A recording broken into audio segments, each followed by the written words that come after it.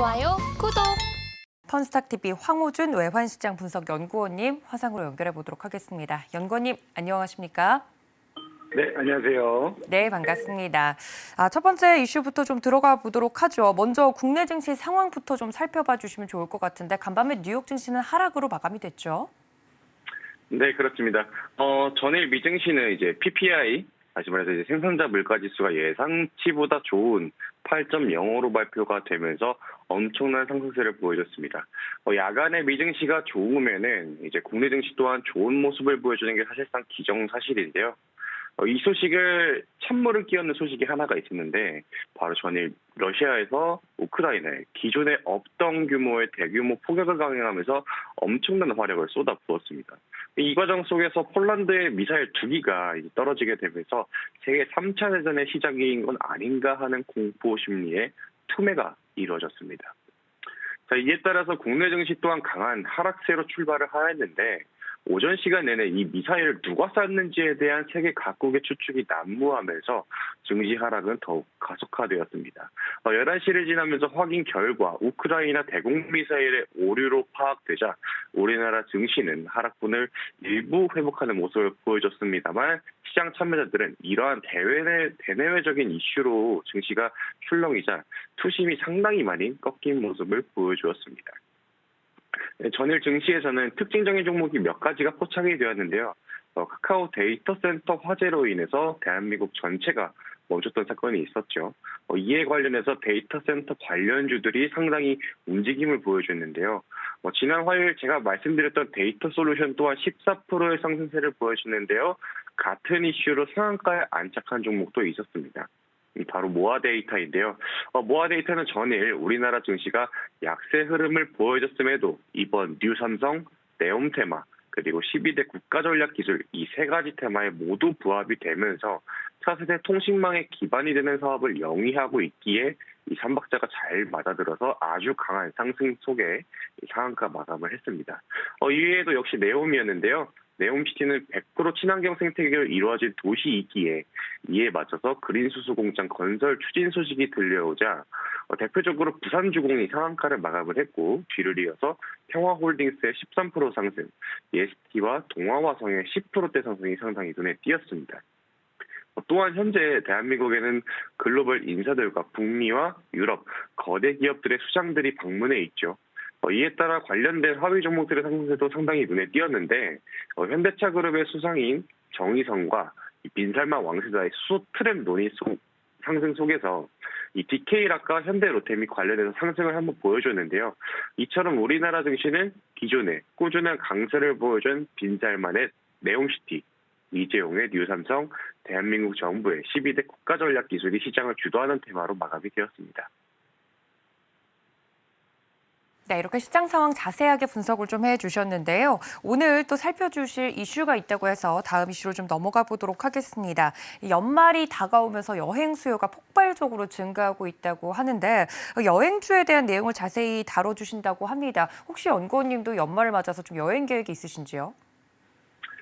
네. 저도 개인적으로 여행 계획이 있는데, 연말과 내년 초에 여행 수요가 저를 비롯해가지고 다른 분들도 상당히 증가하고 있는 추세로 보이고 있습니다.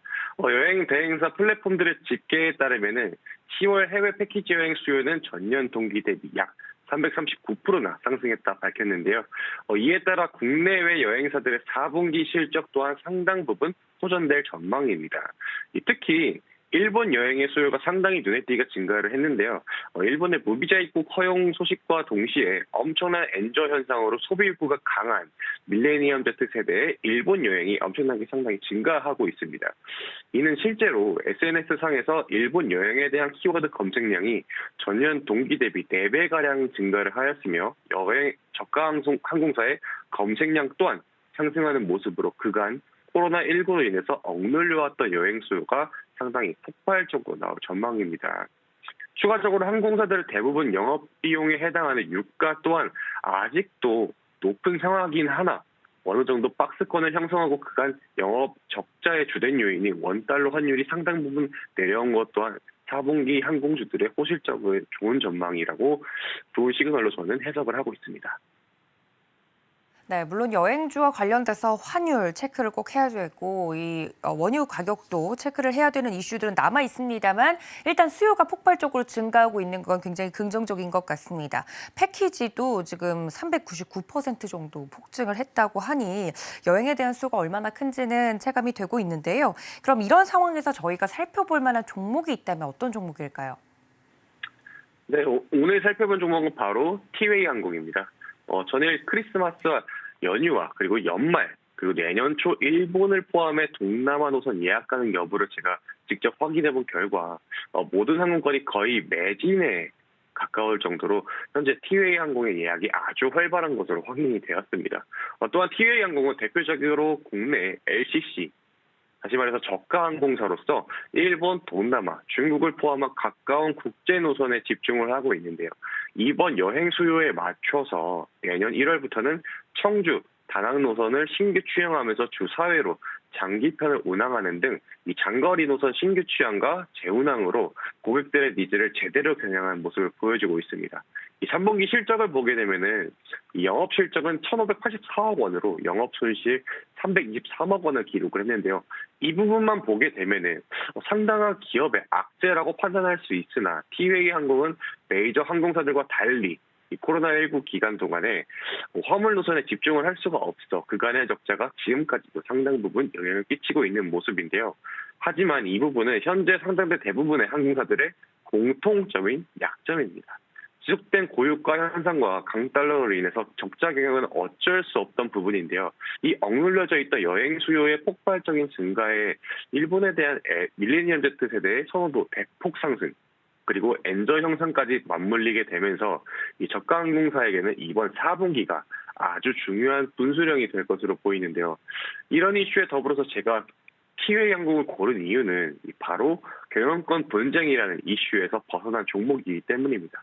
실제로 우리나라 증시에서 큰 이슈를 작용했던 대한항공과 아시아나항공 그리고 한진칼의 공통점은 경영권 분쟁으로 지분 싸움으로 극심한 주가의 변동성이 항상 문제로 꼽혀왔었습니다. 그러나 이 티웨이 항공은 유상증자도 매년 2회 이상 하지 않으며 지분 대립 구조 이슈가 없었던 만큼 지금의 상승의 초석이 깔려있는 현 상황에서 단기적으로 아주 좋은 이슈만 남아있는 종목입니다. 가격 전략으로 말씀드리자면은 매수가 1,800원 이하 말씀드리고 손절 가격은 1,700원으로 이 부분이 바로 120일 이동평균선 지지 라인입니다. 이 부분을 이탈을 하게 되면은 20일 이동평균선이 1,600원 선까지 내려올 가능성도 늘어나야 합니다만 제가 제시드린 가격 전략을 따르신다면은 손절 라인은 마이너스 5%권 이내입니다. 허나 상승으로는 단기적인 정고점이 2,000원 선까지는 11%의 상승을 노려볼 수 있으며 더 나아가 2차 목표가로는 2,180원까지 바라볼 수가 있는데요. 2차 목표가에서 청산 시 약 21%에 달하는 수익으로 추정이 되는데 현재 추세에 맞는 손익비가 아주 좋은 자리에 놓여져 있는 만큼 여러분들께서도 관심 있게 보셔도 됐습니다. 다시 한번 제가 정리해드리면 매수가 1,800원 이하, 손절가 1,700원, 1차 목표가는 2,000원, 2차 목표가는 2,180원으로 제시해 보겠습니다. 네, 오늘 여행 수요가 폭발적으로 증가한 것과 더불어서 오늘의 특징적인 종목 티웨이 항공까지 자세하게 설명을 드렸습니다. 여행을 직접 가시는 분들은 이 여행 수요가 폭발적으로 증가한 걸 체감하실 텐데 관련된 종목까지 챙겨가 주시기를 바랍니다. 자, 그렇다면 연구원님 오늘장 작전 저희 어떻게 세워보면 좋을까요? 아무래도 미국 증시의 영향을 받으면 약세로 출발할 것으로 예상이 되는데요. 네, 그렇습니다. 오늘은 이제 대학 수학 능력 시험으로 인해서 주식시장이 약 1시간 늦게 시작이 돼서 10시에 시작이 되죠. 따라서 기존의 강한 상승을 보여주던 시간이 장 초반 상승세가 예상보다 빠르게 끝날 가능성도 배제할 수가 없습니다. 또한 장 초반 상승세가 둔화되기 시작하는 10시 30분경에는 홍콩 증시 항생이 개장하는 시간이므로 이 개장 후 반짝 수익을 내는 단타 진입은 상당한 난이도가 있을 전망으로 보입니다. 그리고 뉴욕 증시에 훈풍이 작용하는 와중에도 대내적인 이 매크로 이슈 한 방에 상승세가 대부분 되돌림이 나오는 현 시장 상황에서는 확실한 상승 모멘텀이 있으며 국가와 정부 단위의 투자가 이루어지며 글로벌 대기업들의 투자 소식이 들려오는 종목들의 발굴과 이 포트에 재구성하는 기간으로 스윙 종목들로 포트를 구성해야 될 시간이라고 판단하고 있습니다. 좋아요, 구독!